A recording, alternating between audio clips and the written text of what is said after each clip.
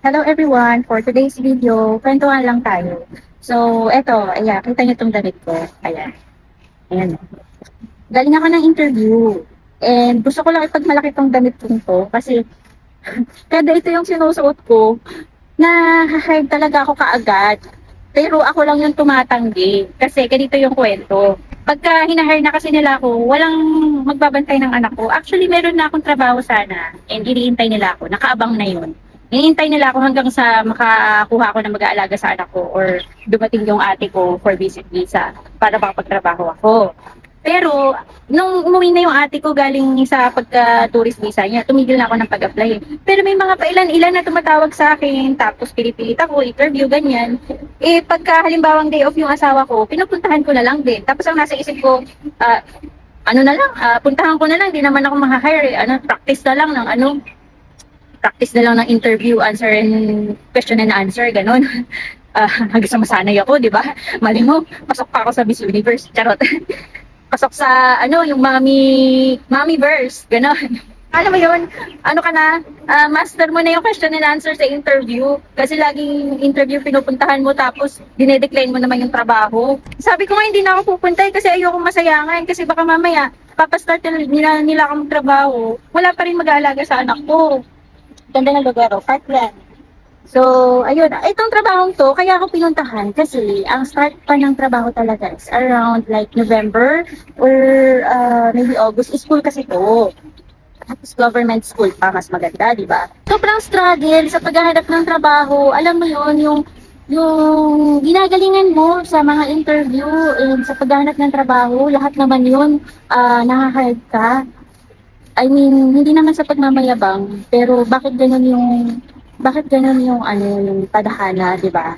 Na nakakapasok ka, na-hire ka kaagad, pero sa side mo yung problema kasi hindi ka makapag-start ng trabaho, gawa ng walang mag-aalaga sa anak mo. Actually, kailangan namin kumuha ng helper, pero in order to get our own helper, kailangan magtrabaho ng asawa ko at saka ako. Paano naman ako makakahanap ng trabaho? Hindi ko maiwan-iwan yung anak ko. Tapos hindi naman pwedeng dalhin ko yung anak ko sa trabaho. Though school yung mga ina-applyan ko. Eh, paano ako makapagturo? Eh, yung anak ko, tuko. Dikit na dikit sa akin. Tapos, pag nakita pa niya, mayroon akong kinakausap na bata o nilalaro, syempre magsiselos yun, di ba? Paano ako magtuturo? Ayun nga pala, ang target ko kasi na trabaho dito is mga school. So, pagkwentuhan natin yung school na yan. Kasi hindi lang naman, ayokong i-gatekeep to, na hindi naman ako graduate ng teacher, pero nakakapagturo ako.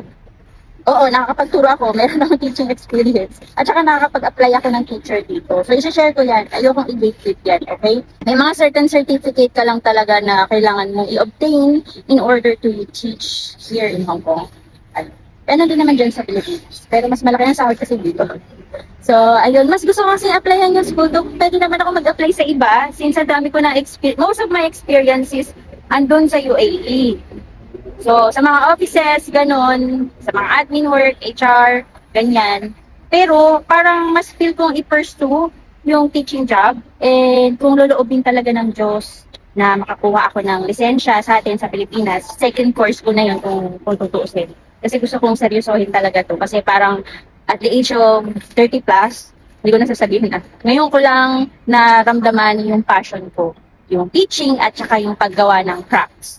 And kaya kong i-connect yung crafting, yung arts, graphic arts, sa teaching. Like for example, gusto ko mag-teach sa mga kindergarten, ganyan. O di ba more on sila Montessori, tapos crafts, mga ganun. Eh may business ako ng arts and crafts and graphics sa Pilipinas. So, sabi ko, bigla ko naisip, why not pursue this teaching profession? Kasi kahit matanda na ako, alam mo yun, there's always room for improvement and learning. So, ayun.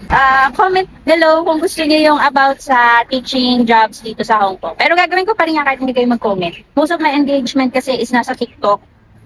And it's so sad that TikTok is banned here. Gapang talaga, meron lang akong ginagamit na magic para magamit ko siya. Kaso, hindi na tumatalab yung magic ko eh.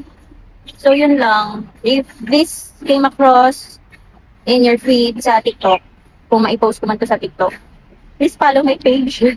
Ayun lang. Buyers!